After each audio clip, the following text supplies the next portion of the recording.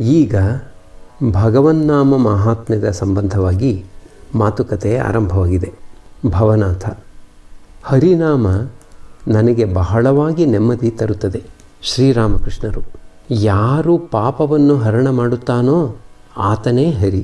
ಹರಿ ತ್ರಿತಾಪವನ್ನು ಹರಣ ಮಾಡುತ್ತಾನೆ. ಚೈತನ್ಯ ದೇವ ಹರಿನಾಮವನ್ನು ಪ್ರಚಾರ ಮಾಡಿದ, ಆದ್ದರಿಂದ ಅದು ಒಳ್ಳೆಯದೇ ಆಗಿರಬೇಕು. ನೋಡು, ಚೈತನ್ಯ ದೇವ ಒಬ್ಬ ದೊಡ್ಡ ಪಂಡಿತನೇ ಅಲ್ಲದೆ ಅವತಾರ ಪುರುಷ ಬೇರೆ. ಆತ ಹರಿನಾಮವನ್ನು ಪ್ರಚಾರ ಮಾಡಿದ್ದರಿಂದ ಅದು ನಿಸ್ಸಂದೇಹವಾಗಿ ಒಳ್ಳೆಯದೇ ಆಗಿರಬೇಕು. ನಗುತ್ತಾ: ಒಮ್ಮೆ ಕೆಲವು ಮಂದಿ ರೈತರು ಒಂದು ಸಮಾರಾಧನೆಗೆ ಬಂದಿದ್ದರು. ಅವರನ್ನು ಕೇಳಲಾಯಿತು, ಅಮಟೆಕಾಯಿಯ ಗೊಜ್ಜು ತಿನ್ನುತ್ತೀರಾ ಅಂತ. ಅವರು ಹೇಳಿದರು, ಅದು ನೀವೆಲ್ಲರೂ ತಿನ್ನುವ ವಸ್ತುವಾಗಿದ್ದರೆ ನಮಗೂ ಕೊಡಿ. ನೀವು ಅದನ್ನು ತಿನ್ನುವಾಗ ಅದು ಒಳ್ಳೆಯ ವಸ್ತುವೇ ಆಗಿರಬೇಕು. ಎಲ್ಲರೂ ನಗುತ್ತಿದ್ದಾರೆ. ಮುಖ್ಯೋಪಾಧ್ಯಾಯ ಸೋದರರಿಗೆ: ನಾನು ಶಿವನಾಥ ಶಾಸ್ತ್ರಿಯನ್ನು ಸಂಧಿಸಬೇಕು ಅಂತ ಇದ್ದೇನೆ. ನಿಮ್ಮ ಗಾಡಿಯಲ್ಲೇ ನೀವು ಕರೆದುಕೊಂಡು ಹೋಗುವುದಾದರೆ ನಾನು ಬೇರೊಂದು ಗಾಡಿಯನ್ನು ಮಾಡಬೇಕಾದ ಅವಶ್ಯಕತೆಯೇನೂ ಬರುವುದಿಲ್ಲ. ಮುಖ್ಯೋಪಾಧ್ಯಾಯ: ಆಗಲಿ, ಒಂದು ದಿನ ಅಲ್ಲಿಗೆ ಹೋಗೋಣ. ಶ್ರೀರಾಮಕೃಷ್ಣರು ಭಕ್ತರಿಗೆ: ಒಳ್ಳೆಯದು. ಬ್ರಾಹ್ಮ ಸಮಾಜದವರಿಗೆ ನನ್ನನ್ನು ಕಂಡರೆ ಹಿಡಿಸುತ್ತದೆಯೇ? ಅವರು ಸಾಕಾರವಾದಿಗಳನ್ನು ಬಹಳವಾಗಿ ನಿಂದಿಸುತ್ತಾರಲ್ಲ. ಮಹೇಂದ್ರ ಮುಖ್ಯೋಪಾಧ್ಯಾಯ ತೀರ್ಥಯಾತ್ರೆಗೆ ಹೋಗಬೇಕು ಅಂತ ಇದ್ದಾನೆ. ಆತ ಅದನ್ನು ಪರಮಹಂಸರಿಗೆ ತಿಳಿಸುತ್ತಿದ್ದಾನೆ. ಶ್ರೀರಾಮಕೃಷ್ಣರು ನಗುತ್ತಾ: ಏಕೆ ಹೀಗೆ? ಪ್ರೇಮದ ಮೊಳಕೆ ಇನ್ನೇನು ತಲೆದೋರುವುದರಲ್ಲಿದೆ ಅನ್ನುವಷ್ಟರಲ್ಲೇ ಹೊರಡಬೇಕು ಅಂತ ಇದ್ದೀಯಾ? ಮೊದಲು ಮೊಳಕೆ ಬರುತ್ತದೆ, ಅನಂತರ ಗಿಡವಾಗುತ್ತದೆ, ಅನಂತರ ಫಲ ಬಿಡುತ್ತದೆ. ನಿನ್ನೊಡನೆ ಮಾತುಕತೆ ಆಡುತ್ತಾ ನಾವು ಬಹಳ ಆನಂದ ಪಡುತ್ತಿದ್ದೇವೆ. ಮಹೇಂದ್ರ ಮುಖ್ಯೋಪಾಧ್ಯಾಯ: ಸ್ವಲ್ಪ ಸುತ್ತಾಡಿಕೊಂಡು ಬರೋಣ ಅಂತ ಇಚ್ಛೆಯಾಗಿ ಬಿಟ್ಟಿದೆ. ಬೇಗ ಬಂದು ಬಿಡುತ್ತೇನೆ. ಗಂಟೆ ಅಪರಾಹ್ನ 5. ಪರಮಹಂಸರು ತಮ್ಮ ಕೊಠಡಿಯಿಂದ ಹೊರಕ್ಕೆ ಬಂದಿದ್ದಾರೆ. ಭಕ್ತರು ಉದ್ಯಾನವನದಲ್ಲಿ ಸುತ್ತಾಡುತ್ತಿದ್ದಾರೆ. ಅವರಲ್ಲಿ ಅನೇಕರು ಇನ್ನೇನು ಮನೆಗೆ ಹಿಂದಿರುಗಲಿದ್ದಾರೆ. ಪರಮಹಂಸರು ಉತ್ತರ ವರಾಂಡದಲ್ಲಿ ಹಾಜರಾನೊಡನೆ ಮಾತುಕತೆ ಆಡುತ್ತಿದ್ದಾರೆ. ಈಗ ಕೆಲವು ಕಾಲದಿಂದ ನರೇಂದ್ರ ಅಡಿಗಡಿಗೆ ಗುಹನ ಹಿರಿಯ ಮಗ ಅನ್ನದಾನನ್ನು ಸಂಧಿಸುತ್ತಿರುವುದರ ಸಂಬಂಧವಾಗಿ ಮಾತುಕತೆ ನಡೆಯುತ್ತಿದೆ. ಹಾಜರ: ಅನ್ನದ ಕಠೋರ ತಪಸ್ವಿಯಾಗಿ ಬಿಟ್ಟಿದ್ದಾನೆ ಅಂತ ಕೇಳಿದ್ದೇನೆ. ಆಹಾರವನ್ನು ಎಲ್ಲೋ ಕಿಂಚಿತ್ ಮಾತ್ರ ತೆಗೆದುಕೊಳ್ಳುತ್ತಾನಂತೆ. 4 ದಿನಕ್ಕೊಮ್ಮೆ ಅನ್ನ ತಿನ್ನುತ್ತಾನಂತೆ. ಶ್ರೀರಾಮಕೃಷ್ಣರು: ಹಾಗೇನು? ಯಾರಿಗೆ ತಾನೇ ಗೊತ್ತು? ಧಾರ್ಮಿಕ ವೇಷದಿಂದಲೂ ಭಗವಂತ ದೊರೆತು ಬಿಡಬಹುದು. ಹಾಜರ: ನರೇಂದ್ರ ಆಗಮನಿ ಹಾಡುಗಳನ್ನು ಹಾಡಿದ. ಶ್ರೀರಾಮಕೃಷ್ಣರು ಉತ್ಸುಕರಾಗಿ: ಹೇಗಿತ್ತು? ಕಿಶೋರಿ ಪರಮಹಂಸರ ಹತ್ತಿರ ನಿಂತಿದ್ದಾನೆ. ಅವರು ಆತನನ್ನು ಕೇಳುತ್ತಿದ್ದಾರೆ. ಏನು, ಆರೋಗ್ಯವೇ?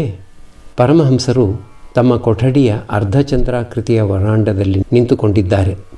ಚಳಿಗಾಲವಾದ್ದರಿಂದ ಕಾಷಾಯ ಬಣ್ಣದಲ್ಲಿ ಅದ್ದಿದ್ದ ಫ್ಲಾನಲ್ ಬಟ್ಟೆಯ ಶರ್ಟು ತೊಟ್ಟುಕೊಂಡಿದ್ದಾರೆ. ನರೇಂದ್ರನನ್ನು ಕೇಳುತ್ತಿದ್ದಾರೆ. ನೀನು ಆಗಮನಿ ಹಾಡು ಹಾಡಿದ್ದೆಯಾ? ಪರಮಹಂಸರು ನರೇಂದ್ರ ಮತ್ತು ಮಾಸ್ಟರೊಡನೆ ಗಂಗಾ ತೀರಕ್ಕೆ ಬಂದಿದ್ದಾರೆ. ನರೇಂದ್ರ ಆಗಮನಿ ಹಾಡು ಹಾಡುತ್ತಿದ್ದಾನೆ. ಹೌದೇನೆ ಹುಮಾ ಹೌದೇನೆ, ಜನವೆನ್ನುವುದಿದು ನಿಜವೇನೆ. ಪರಮಹಂಸರು ನಿಂತುಕೊಂಡು ಹಾಡು ಕೇಳುತ್ತಿದ್ದಾರೆ. ಕೇಳುತ್ತಾ ಇದ್ದ ಹಾಗೆ ಭಾವಾವಿಷ್ಟರಾಗಿ ಬಿಟ್ಟಿದ್ದಾರೆ. ಹೊತ್ತು ಮುಳುಗಲು ಇನ್ನೂ ಸ್ವಲ್ಪ ಸಮಯ ಇದೆ. ಸೂರ್ಯ ಬಾನಂಚಿನ ಹತ್ತಿರ ಕಾಣಿಸಿಕೊಳ್ಳುತ್ತಿದ್ದಾನೆ. ಪರಮಹಂಸರು ಭಾವಾವಿಷ್ಟರಾಗಿ ನಿಂತಿದ್ದಾರೆ. ಅವರ ಪಕ್ಕದಲ್ಲಿ ಹರಿಯುತ್ತಿರುವ ಗಂಗೆ ಉತ್ತರವಾಹಿನಿಯಾಗಿದ್ದಾಳೆ. ಉಬ್ಬರ ಬಂದು ಈಗ ಸ್ವಲ್ಪ ಹೊತ್ತು ತಾನೇ ಆಗಿದೆ. ಅವರ ಹಿಂದುಗಡೆ ಪುಷ್ಪೋದ್ಯಾನ, ಅವರ ಬಲಪಕ್ಕದಲ್ಲಿ ನಹಬತ್ ಖಾನೆ ಮತ್ತು ಪಂಚವಟಿ ಕಣ್ಣಿಗೆ ಬೀಳುತ್ತಿವೆ. ನರೇಂದ್ರ ಅವರ ಹತ್ತಿರವೇ ನಿಂತು ಹಾಡುತ್ತಿದ್ದಾನೆ. ಈಗ ಮುಂಗತ್ತಲು ಕಾಲಿಕ್ಕುತ್ತಿದೆ. ನರೇಂದ್ರನೇ ಮೊದಲಾದವರು ಪರಮಹಂಸರಿಂದ ಬೀಳ್ಕೊಂಡ ನಂತರ ಅವರು ತಮ್ಮ ಕೊಠಡಿಗೆ ಹಿಂದಿರುಗಿ ಬಂದಿದ್ದಾರೆ. ಈಗ ಜಗನ್ಮಾತೆಯ ಧ್ಯಾನದಲ್ಲಿ ತೊಡಗಿ ಆಕೆಯ ನಾಮ ಜಪ ಮಾಡುತ್ತಿದ್ದಾರೆ.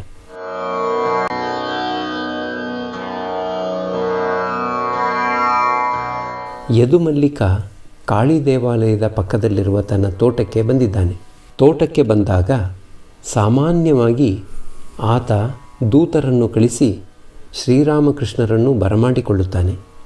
ಇಂದು ಕೂಡ ಕಳಿಸಿದ್ದಾನೆ. ಶ್ರೀರಾಮಕೃಷ್ಣರು ಹೋಗಬೇಕಾಗಿದೆ. ಕಲಕತ್ತೆಯಿಂದ ಶ್ರೀ ಅಧರಸೇನ ಬಂದು ಪರಮಹಂಸರಿಗೆ ಪ್ರಣಾಮ ಮಾಡುತ್ತಿದ್ದಾನೆ. ಪರಮಹಂಸರು ಲಾಟುವಿಗೆ ಹೇಳುತ್ತಿದ್ದಾರೆ, ಲಾಟೀನು ಹೊತ್ತಿಸಿಕೊಂಡು ಹೊರಡು, ಯದುಮಲ್ಲಿಕನ ತೋಟಕ್ಕೆ ಹೋಗಿ ಬರೋಣ.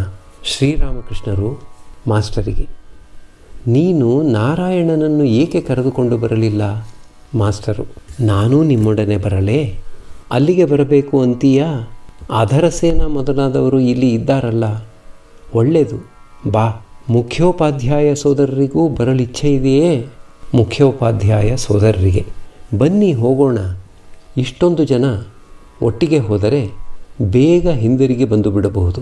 ಪರಮಹಂಸರು ಯದುಮಲ್ಲಿಕನ ಬೈಠಕ್ ಖಾನೆಗೆ ಬಂದಿದ್ದಾರೆ. ಒಳ್ಳೆ ಸುಸಜ್ಜಿತ ಬೈಠಕ್ ಖಾನೆ. ಕೊಠಡಿಯ ಒಳಗೆ ಹೊರಗೆ ಎಲ್ಲೆಲ್ಲಿಯೂ ದೀಪ ಉರಿಯುತ್ತಿದೆ. ಯದುಮಲ್ಲಿಕ ಒಬ್ಬಿಬ್ಬರು ಸ್ನೇಹಿತರೊಡನೆ ಕುಳಿತುಕೊಂಡು ಚಿಕ್ಕ ಮಕ್ಕಳೊಡನೆ ಆಟವಾಡುತ್ತಿದ್ದಾನೆ. ಸೇವಕರೆಲ್ಲ ಕೈಕಟ್ಟಿ ನಿಂತಿದ್ದಾರೆ. ಯದುಮಲ್ಲಿಕ ನಗುನಗುತ್ತಾ ಕುಳಿತುಕೊಂಡೇ ಪರಮಹಂಸರನ್ನು ಒಳಕ್ಕೆ ಬರಮಾಡಿಕೊಂಡ. ಪರಮಹಂಸರು ಬಹಳ ಕಾಲದಿಂದಲೂ ಪರಿಚಿತರಾದ ಸ್ನೇಹಿತರೋ ಏನೋ ಎಂಬಂತೆ ಅವರೊಡನೆ ವ್ಯವಹರಿಸಲಾರಂಭಿಸಿದ. ಯದುಮಲ್ಲಿಕ ಗೌರಾಂಗನ ಭಕ್ತ. ಆತ ಸ್ಟಾರ್ ಥಿಯೇಟರ್ನಲ್ಲಿ ಚೈತನ್ಯ ಲೀಲೆಯನ್ನು ನೋಡಿಕೊಂಡು ಈಗ ತಾನೇ ಬಂದಿದ್ದಾನೆ. ಅದರ ವಿಷಯವಾಗಿ ಆತ ಪರಮಹಂಸರಿಗೆ ವರ್ಣನೆ ಮಾಡುತ್ತಿದ್ದಾನೆ. ಪರಮಹಂಸರು ಆನಂದದಿಂದ ಆತನ ವರ್ಣನೆಯನ್ನು ಕೇಳುತ್ತಾ ಅಲ್ಲಿದ್ದ ಮಕ್ಕಳೊಡನೆ ಆಟವಾಡುತ್ತಿದ್ದಾರೆ. ಮಾಸ್ಟರ್ ಮತ್ತು ಮುಖ್ಯೋಪಾಧ್ಯಾಯ ಸಹೋದರರು ಅವರ ಹತ್ತಿರ ಕುಳಿತುಕೊಂಡಿದ್ದಾರೆ.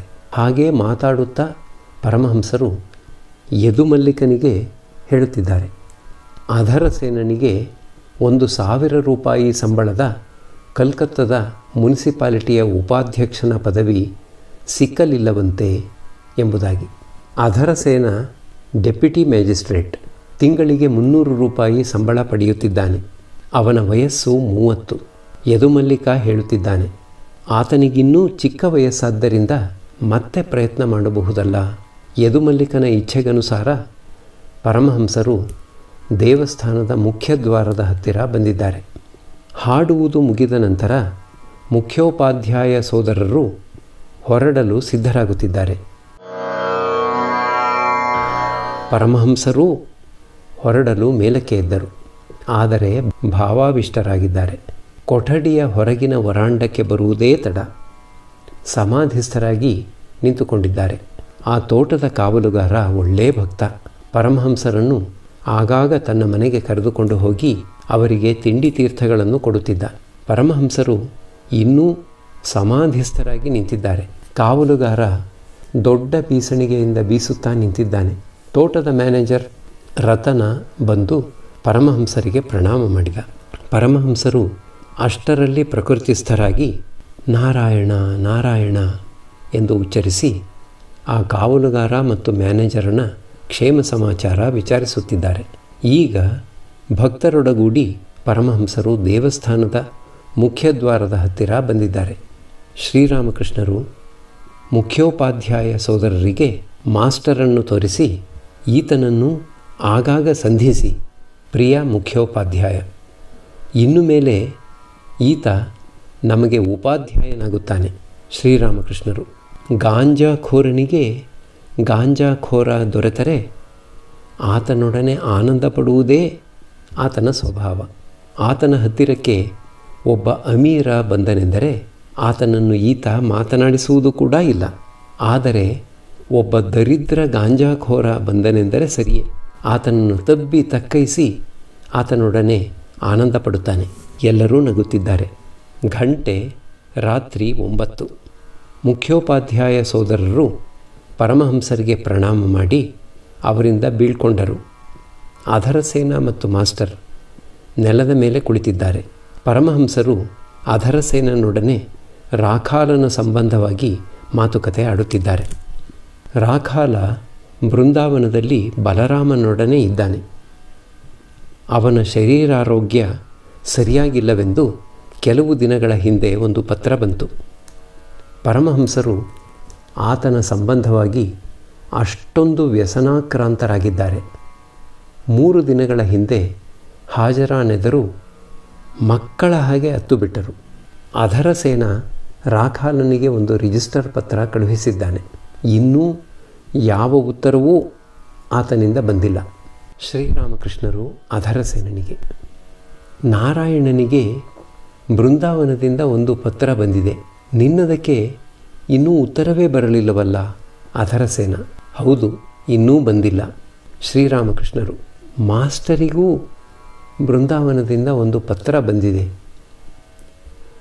ಮಾಸ್ಟರ್ ನಕ್ಕು ಮಾಸ್ಟರ್ ಮತ್ತು ಅಧರಸೇನ ಪರಮಹಂಸರನ್ನು ಸ್ಟಾರ್ ಥಿಯೇಟರಿಗೆ ಕರೆದುಕೊಂಡು ಹೋಗಿ ಚೈತನ್ಯ ಲೀಲೆಯನ್ನು ತೋರಿಸಿಕೊಂಡು ಬರುವುದರ ಸಂಬಂಧವಾಗಿ ಮಾತುಕತೆ ಆಡುತ್ತಿದ್ದಾರೆ. ಶ್ರೀರಾಮಕೃಷ್ಣರು ನಗುತ್ತಾ, ಯದುಮಲ್ಲಿಕ ಹೇಳಿದ, 1 ರೂಪಾಯಿ ಸೀಟಿನಿಂದಲೇ ಚೆನ್ನಾಗಿ ನೋಡಿ ಬರಬಹುದು, ಬಹಳ ಅಗ್ಗ. ಒಮ್ಮೆ ನಾವು ಪಾನಿಹಾಟಿಗೆ ಹೋಗಿ ಬರಬೇಕೆಂದು ಯೋಚನೆ ಮಾಡುತ್ತಿದ್ದೆವು. ಯದುಮಲ್ಲಿಕ ನಮಗೆ ಪ್ರಯಾಣಿಕರ ದೋಣಿಗೆ ಹತ್ತುವ ಹಾಗೆ ಉಪದೇಶವಿತ್ತ. ಎಲ್ಲರೂ ನಗುತ್ತಿದ್ದಾರೆ. ಹಿಂದೆ ಭಗವಂತನ ಸಂಬಂಧವಾಗಿ ಸ್ವಲ್ಪ ಕೇಳಬೇಕು, ಮಾಡಬೇಕು ಅಂತ ಆತನಿಗೆ ಇಚ್ಛೆ ಇತ್ತು. ಆತನ ಮನೆಗೆ ಒಬ್ಬ ಭಕ್ತ ಹೋಗಿ ಬರುತ್ತಾ ಇದ್ದ. ಈಗ ಆತನ ಸುಳಿವೇ ಅಲ್ಲಿ ಇಲ್ಲ. ಯದುಮಲ್ಲಿಕನನ್ನು ಸರ್ವದಾ ಹೊಗಳು ಭಟ್ಟರು ಮುತ್ತಿ ಆತನನ್ನು ನಾಶಪಡಿಸುತ್ತಿದ್ದಾರೆ. ಆತನದು ಲೆಕ್ಕಾಚಾರದ ಸ್ವಭಾವ. ನಾನು ಆತನ ಮನೆಗೆ ಕಾಲಿಡುವುದೇ ತಡ. ಆತ ಕೇಳುತ್ತಾನೆ, ಗಾಡಿಯ ಬಾಡಿಗೆ ಎಷ್ಟು? ನಾನು ಹೇಳುತ್ತೇನೆ, ಅದನ್ನೆಲ್ಲ ನಿನಗೆ ಹೇಳಿಕೊಳ್ಳುವುದರಿಂದ ಏನು ಪ್ರಯೋಜನವೂ ಆಗುವ ಹಾಗಿಲ್ಲ. ನೀನು 2.5 ರೂಪಾಯಿಯನ್ನು ಮಾತ್ರ ಕೊಟ್ಟುಬಿಡು. ಆಗ ಆತ ಸುಮ್ಮನಾಗಿ ಬಿಟ್ಟು 2.5 ರೂಪಾಯಿಯನ್ನೇ ಕೊಡುತ್ತಾನೆ. ಎಲ್ಲರೂ ನಗುತ್ತಿದ್ದಾರೆ. ಆಗಲೇ ಬಹಳವಾಗಿ ರಾತ್ರಿಯಾಗಿ ಬಿಟ್ಟಿದೆ. ಅಧರಸೇನ ಪರಮಹಂಸರಿಗೆ ಪ್ರಣಾಮ ಮಾಡಿ ಅವರಿಂದ ಬೀಳ್ಕೊಳ್ಳುತ್ತಿದ್ದಾನೆ. ಪರಮಹಂಸರು ಮಾಸ್ಟರಿಗೆ ಹೇಳುತ್ತಿದ್ದಾರೆ, ನಾರಾಯಣನನ್ನು ತನ್ನೊಡನೆ ಕರೆದುಕೊಂಡು ಬರುವಂತೆ.